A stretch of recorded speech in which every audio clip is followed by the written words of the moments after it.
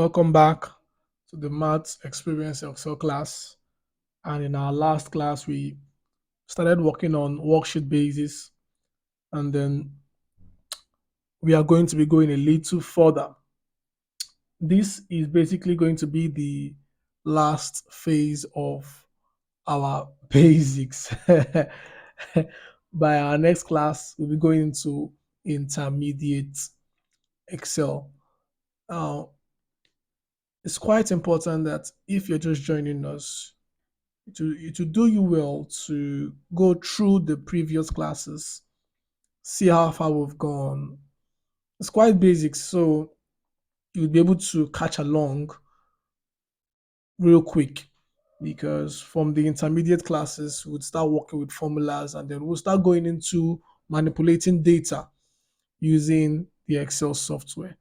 So this is basically our last class on basics, and then we'll still be with you in the journey though. And then the materials are always on the YouTube page for you to make references to if any part seems shady.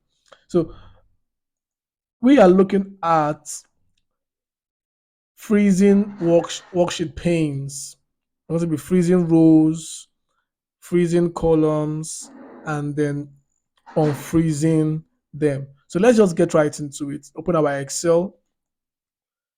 I've earlier explained that Excel is made up of cells, and the cells are arranged in rows and columns.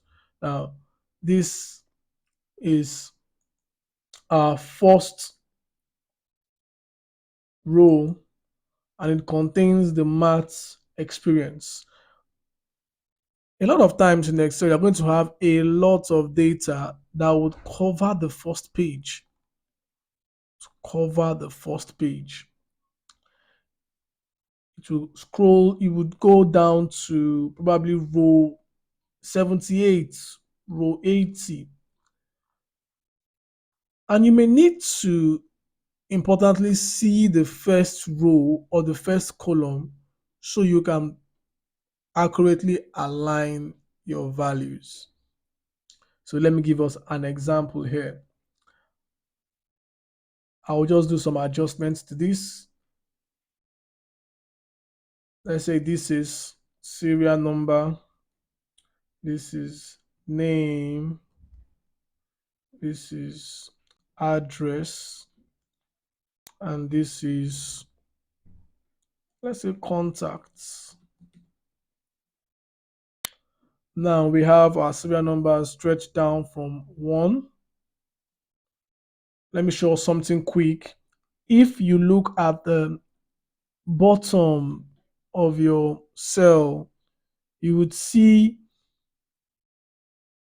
your cursor has changed to a plus. Your cursor has changed to a plus, a smaller plus, a small black plus. If you click down on it and drag, it helps you fill the cells beneath with the value in the first cell. So when you do that, you have 1 1 1 1 1 1 1 1. It's called filling cells. It helps you drag down your numbers without having to type them all over and all over again. But there is still other options here. If you see an extra autofill option, you can chronologically arrange the data that goes into the cell. If I don't want it to be 1 1, I want it to be arranged chronologically 1 2 3.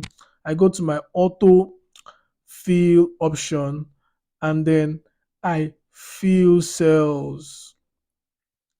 What happens is from 1, it arranges it down to 2 3 4 5 6. So I don't have to start typing all those and all those and all those and all those. So if the name, let's say the name I want to use is Kilishi,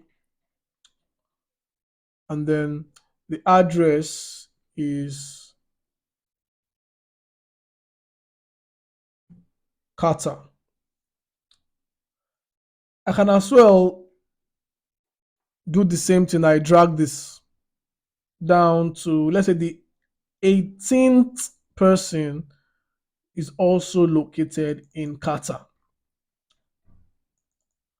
Just going to readjust my row height back to default. Then from the 19th person, let's say the 19th person is in Lagos and all the way quite down Lagos. I'm also going to fill this.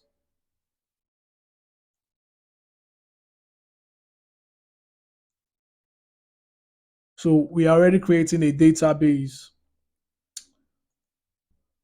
Now, if I want to still see serial number, the name, the contact, even despite scrolling down, what I will need to do is to freeze that particular row. So I need to freeze this row so that whenever I scroll down, it will still be visible for me. What I'll do is I'll go to my view, and then you would see this window group where it says freeze panes. So if you read there, it says freeze a portion of the sheet to keep it visible while you scroll through the rest of the sheet. So I want to freeze this top row. On doing that, this top row is going to be frozen.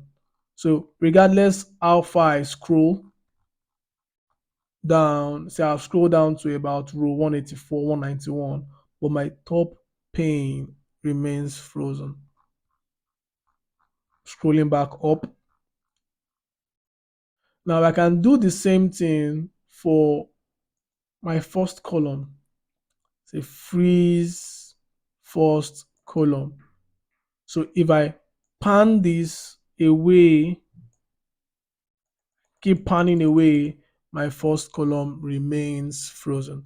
This way, I can still access such information regardless and whenever. So you can do that. You can also unfreeze, just unfreeze panes, and then when you scroll, you can't see that anymore. So that's one way to keep a reference column or a reference row visible, regardless of how far you've gone in inserting data on your Excel worksheet. So thank you. If you love this video, like, subscribe, and please drop your comment, drop your questions, and then we'll see you in the next class. Thank you.